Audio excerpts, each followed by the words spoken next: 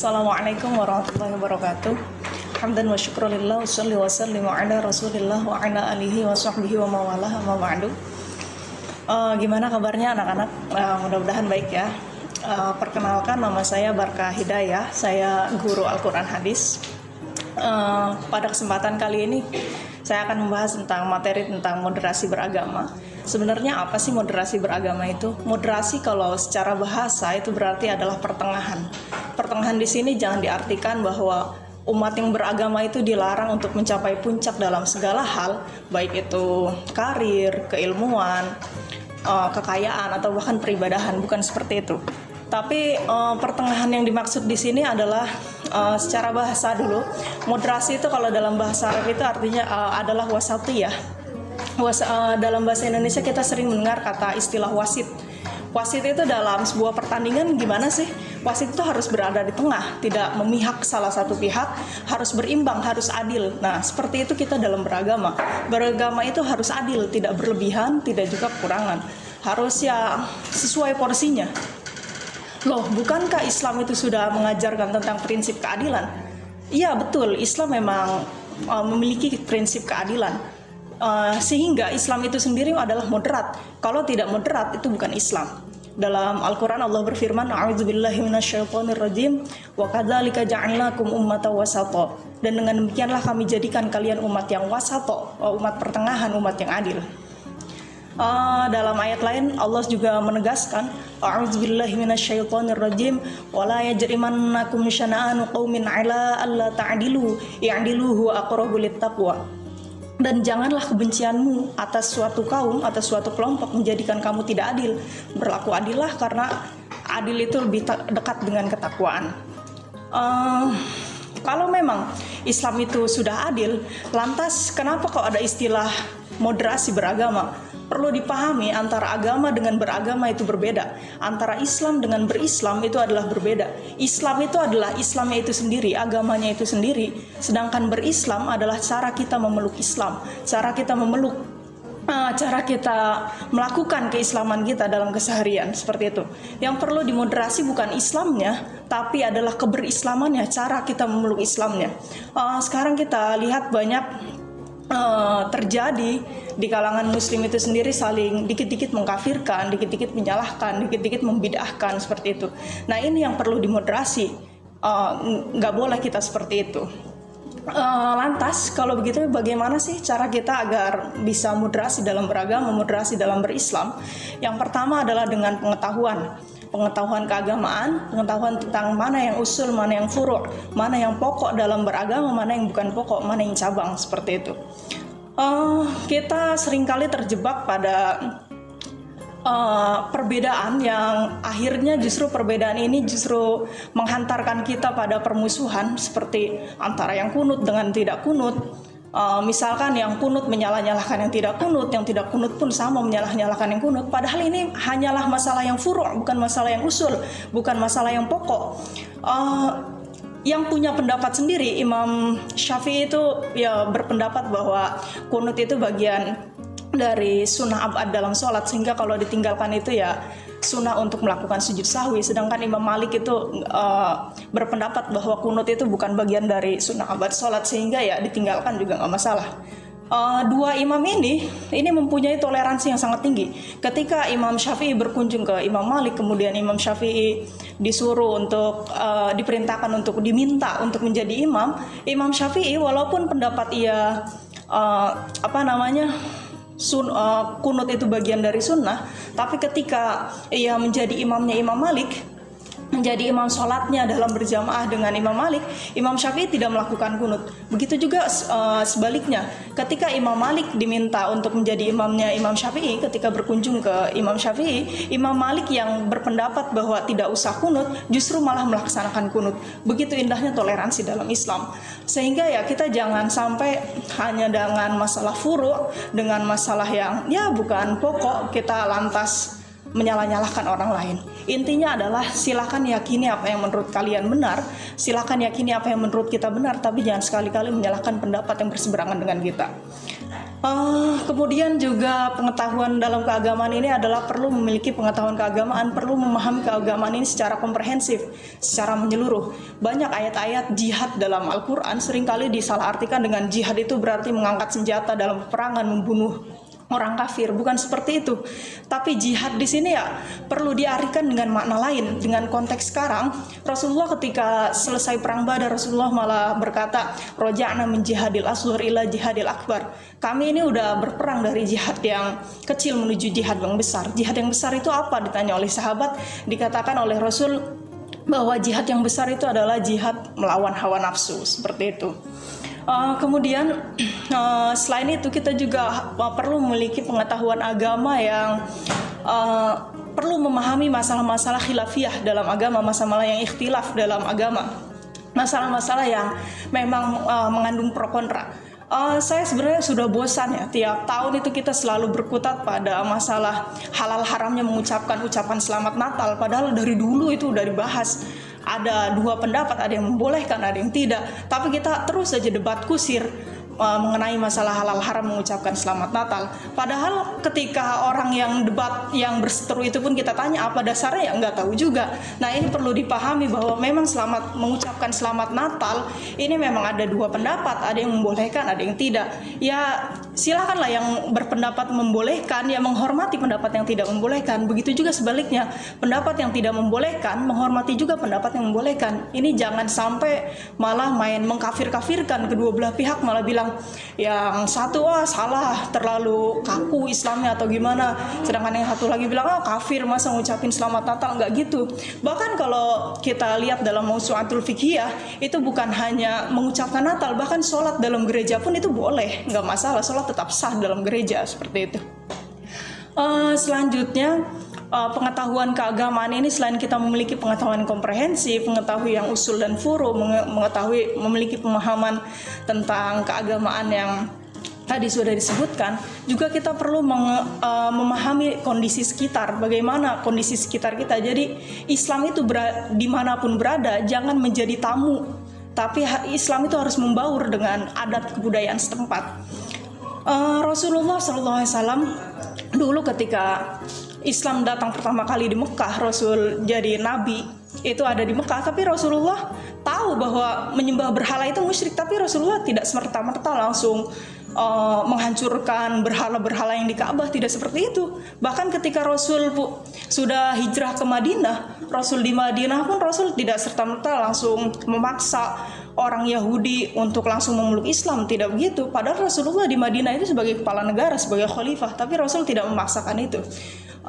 Sesuai dengan Al-Quran, la ikraha fiddin, tidak ada paksaan dalam agama. Ya Rasul bisa hidup berdampingan dengan non-muslim, ya nyantai aja lah, woles aja, seperti itu. Kemudian juga Husain cucu Rasul, Husain bin Ali bin Abi Thalib, itu ketika Islam sampai di Persia, itu sebenarnya orang-orang Persia itu adalah beragama Majusi, menyembah api.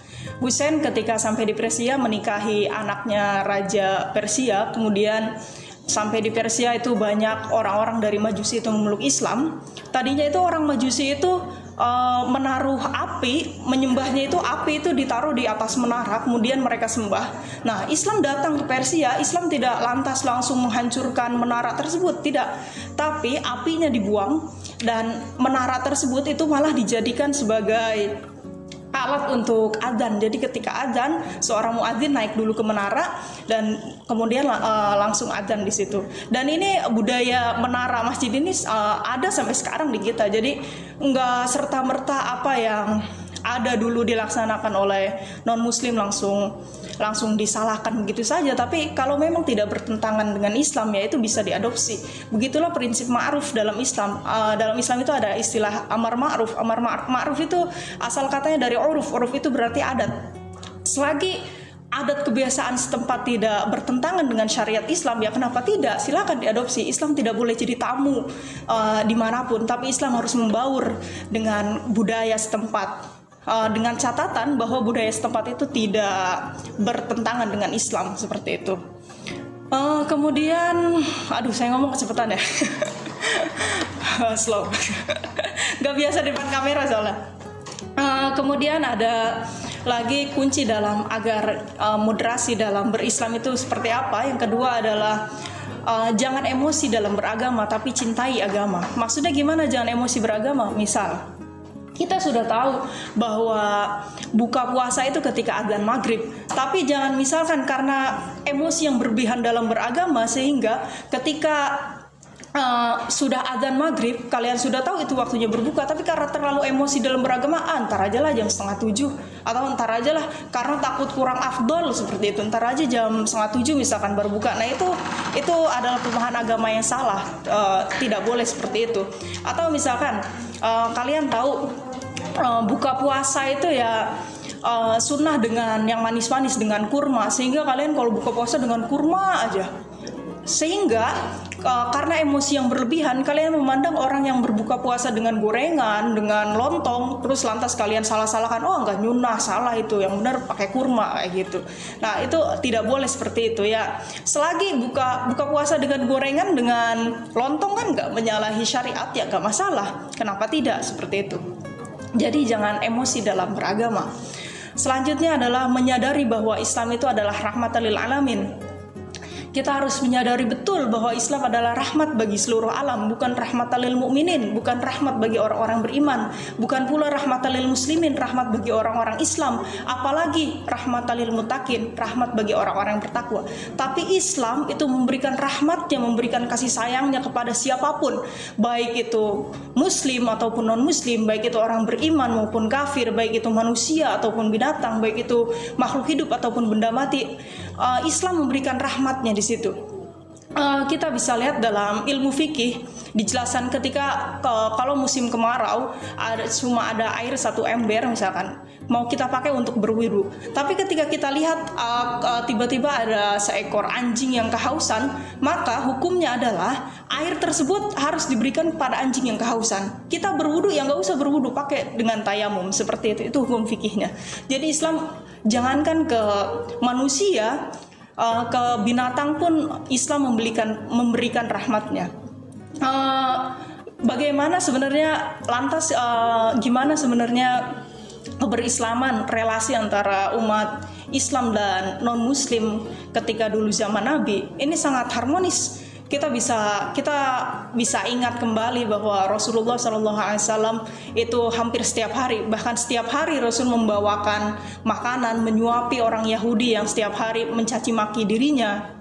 Kemudian juga bukan hanya itu, Rasul pun ketika ada jenazah lewat, Rasulullah sedang duduk tiba-tiba berdiri, kemudian dibilang sama sahabat, ya Rasul sebenarnya itu adalah jenazahnya orang Yahudi, bukan orang Islam. Lantas Rasul bilang, loh bukankah Yahudi itu Islam? Bukankah Yahudi juga manusia? Apakah salah untuk menghormati manusia? Jadi keberislaman itu ya indah. Islam itu ya memandang semua baik yang sama agama ataupun beda agama ya sama, semua diperlakukan dengan baik. Tidak serta-merta langsung lantas karena dia orang Yahudi lantas kita tidak menghormatinya. Zaman dulu juga ada 2 sahabat bernama Muhayyisah dan Abdullah bin Sahal. Ini kedua sahabat ini berada di Khaybar. Khaybar ini adalah perkampungan Yahudi. Nah, ketika di perkampungan Yahudi ini karena ada urusan yang berbeda, lantas kedua sahabat ini berpisah. Nah, ketika berjumpa kembali, ternyata Muhayyisah menemukan Abdullah bin Sahal ini sudah meninggal dalam sebuah sumur. Nah, karena Muhayyisah berpikir, oh ini di perkampungan Yahudi, berarti ada indikasi bahwa Abdullah bin Sahal ini dibunuh oleh Yahudi. Lantas Muhayyisah mengadu pada keluarga Abdullah bin Sahal. Kemudian keduanya menghadap Rasul menuntut atas kematian Abdullah bin Sahal. Tapi Rasul tidak serta-merta langsung menyalahkan umat Yahudi. Rasul menyurati dulu, mengklarifikasi dulu, tabayun dulu pada orang Yahudi. Apakah benar dia ini si Abdullah bin Sahal ini dibunuh oleh kalian? Lantas dijawab oleh Yahudi, enggak, kami enggak membunuhnya. Karena jawaban seperti itu, Rasul pun akhirnya meminta Muhayyisah untuk bersumpah, berani nggak sumpah bahwa memang kamu lihat bahwa Yahudi ngebunuh Abdullah bin Sahal? Dijawab sama Muhayyisah, saya nggak berani. Tapi pihak keluarga terus menuntut atas kematian Abdullah bin Sahal. Ini gimana? Dalam Islam itu kan kalau ada yang ngebunuh dengan sengaja itu hukumannya ya kalau nggak kisos, kalau nggak ya diat itu bayar 100 ekor unta. Kedua, masalahnya pelik karena pihak keluarga terus menuntut, sedangkan umat Yahudi tidak juga bilang bahwa mereka tidak membunuh Abdullah bin Sahal. Lantas kalau kayak gini ya, maka diajukan diat. Tapi siapa lagi yang harus bayar diat itu siapa? Akhirnya Rasul nanya ke Muhayyisah, kalau gitu kalau misalkan umat Yahudi bersedia untuk 50 orang Yahudi bersedia untuk bersumpah bahwa mereka tidak membunuh Abdullah bin Sahal, bagaimana? Ya, ditanya sama Rasul kayak gitu. Akhirnya dijawab oleh Muhayyisah, loh gimana kami bisa menerima sumpahnya orang Yahudi, kalau dia berbohong itu gimana Rasul? Akhirnya keadaan semakin pelik kan. Di satu sisi keluarga Abdullah bin Sahal tetap menuntut, tapi di sisi lain ya Yahudi tidak merasa melakukan itu. Bagaimana akhirnya Rasul untuk meredam, untuk dalam misi perdamaian, Rasul akhirnya membayar diat kepada Abdullah bin Sahal dengan 100 ekor unta, itu dengan hartanya pribadi, dengan harta pribadi Rasulullah, seperti itu. Jadi ya benar-benar mengamalkan wala yajrimannakum syana'anu qaumin ala alla ta'dilu. Janganlah pokoknya kebencian kamu terhadap suatu kaum itu menjadikan kamu itu jadi tidak adil, tapi ya Rasul tetap berlaku adil di situ. Jadi seperti itu indahnya Islam. Ya, kalau misalkan kalian tanya, ya Islam kan emang indah begitu, tapi kan zaman sekarang nih, misalkan umat Yahudi itu suka rese-rese, zaman dulu juga sama begitu, rese-rese, misalkan kalian bilang gitu. Oke, kita buka sejarah. Dalam sejarah itu nggak semua Yahudi itu rese-rese kok, banyak Yahudi yang baik-baik. Bahkan Rasulullah ada bilang satu orang nama Yahudi, namanya Mukhairik. Rasul bilang Mukhairik ini adalah Yahudi terbaik.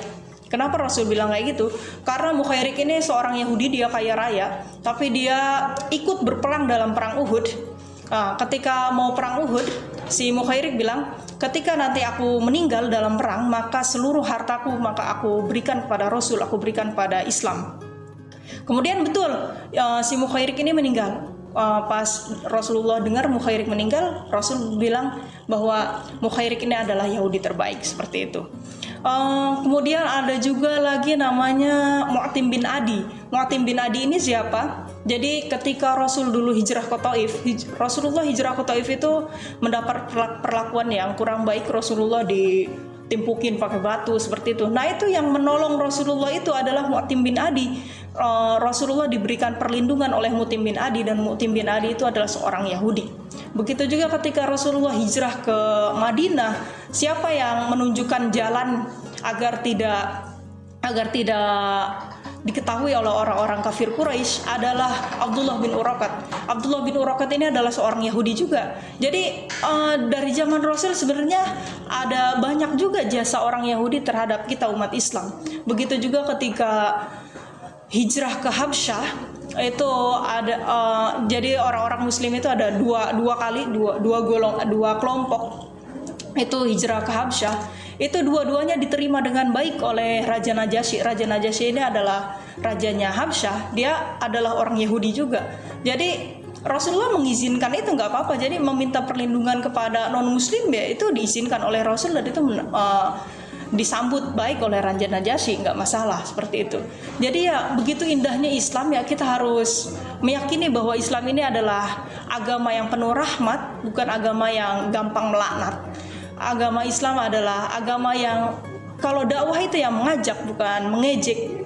Ya begitu indahnya Islam seperti itu. Ya jadi Islam itu ya agama yang penuh rahmat, seperti itu. Kadang saya aneh juga ya, zaman sekarang tuh kita sering kali kita bermusuhan karena ada seorang yang tidak bertuhan. Sudah bertuhan juga tetap bermusuhan karena beda agama. Sudah sama agama juga masih bermusuhan karena berbeda aliran. Sudah satu aliran juga masih bermusuhan karena berbeda partai. Nanti sudah satu partai juga tetap bermusuhan karena berbeda mungkin pendapatan atau segala macam. Seperti itu. Kita ya pahamilah bahwa perbedaan itu bukan dijadikan sebagai pertentangan, tapi perbedaan itu ya keindahan, ya harus kita rawat. Kayak gini deh, kalian kalau disalah-salahkan oleh orang lain, dibilang kafir oleh orang lain, nggak mau kan? Ya kita juga nggak boleh gitu ke orang lain. Orang non Muslim juga ya sebenarnya ya sama dakwah ke kita ya begitu, sama apa ya? Ya sama-sama saling saling menekan ego. Silakan yakini apa yang menurut kalian benar, tapi jangan menyalah-nyalahkan orang lain seperti itu. Agama itu ya akhlak, agama itu adalah akhlak. Ketika Rasul diutus menjadi nabi, Rasul bilang, "Innama bu'itsu liutammima makarimal akhlak." Sungguh aku ini diutus untuk menyempurnakan akhlak. Memang akidah itu fondasi, tapi akhlak itu ya atap. Mungkin akhlak itu bisa dianalogikan sebagai atap. Fondasi tanpa atap ya kan jelek juga ya, gimana? Ada fondasi, mungkin akidah itu adalah fondasi, syariat itu adalah bangunan, akhlak itu ya atap sama interior segala macam. Itu juga sama-sama penting, ketiganya sama-sama penting, saling membutuhkan. Kita nggak bisa berdakwah dengan cara mengejek, itu malah membuat citra Islam semakin buruk seperti itu. Pesan terakhir dari saya sangat suka sekali ada kata-kata Gus Dur yang menurut saya keren. Kata-katanya gini: jika kamu membenci seseorang karena dia tidak bisa membaca Al-Quran, berarti yang kamu pertuhankan adalah bukan Allah, tapi Al-Quran. Jika kamu memusuhi seseorang karena berbeda agama, berarti yang kamu pertuhankan bukan Allah, tapi agama. Jika kamu membenci seseorang karena dia jelek moralnya, berarti yang kamu pertuhankan bukan Allah, tapi moral. Seperti itu. Itu cuitan Gus Dur yang keren banget menurut saya. Loh, bagaimana dalam hadis disebutkan man ra'a minkum munkaran falyughayyirhu biyadihi wa illam yastati fa bilisani fa illam yastati fa biqalbi. Kalau kamu melihat kemungkaran maka ubahlah dengan kekuasaan, dengan tangan artinya kekuasaan. Kalau nggak sanggup ya dengan lisan, kalau nggak sanggup ya dengan hati. Maka wadzalika adhaful iman. Itu adalah serendah-rendahnya iman. Bagaimana memahami hadis ini? Yang perlu dipahami, kebencian itu kan merupakan ya serendah-rendahnya iman, Bu. Ya kita benci ke orang kafir itu ya pembuktian bahwa inilah mungkin keimanan kita yang paling rendah ini dengan taraf membenci mereka. Perlu digarisbawahi, yang harus dibenci adalah perilakunya, yang harus dibenci adalah kejahatannya, keburukannya, bukan orangnya. Kalau ke orangnya, ya tetap harus memberikan rahmatnya. Analoginya gini deh. Misalkan kalian adalah anak-anak saya, kalian anak-anak saya yang baik, kemudian kalian punya adik lagi, anak saya juga kan adik kalian ini bandel, nakal. Kemudian kalian, karena saya bilang harus baik, nggak boleh nakal, harus gini. Karena kalian mematuhi saya sebagai ibu kalian, lantas kalian memusuhi adik kalian, kalian jelek-jelekan adik kalian maki-maki adik kalian. Kira-kira bagaimana perasaan saya sebagai ibu kalian? Bagaimana coba?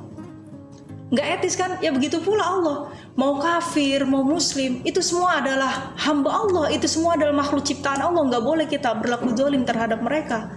Nggak boleh kita lantas memaki mereka, mengejek mereka. Nggak boleh. Ya semuanya sama-sama disayang Allah. Seperti itu. Ya silakan benci keburukannya, tapi jangan benci orangnya. Orangnya tetap harus dirangkul, tetap harus disayangi, seperti itu. Mungkin demikian materi dari saya tentang moderasi beragama. Jadi marilah kita beragama secara adil, beragama secara tidak berlebihan dengan mengkafir-kafirkan orang lain dan sebagainya. Tidak juga menggampangkan dalam agama, tidak seperti itu. Mari kita beragama secara proporsional, secara adil. Demikian dari saya. Wassalamualaikum warahmatullahi wabarakatuh.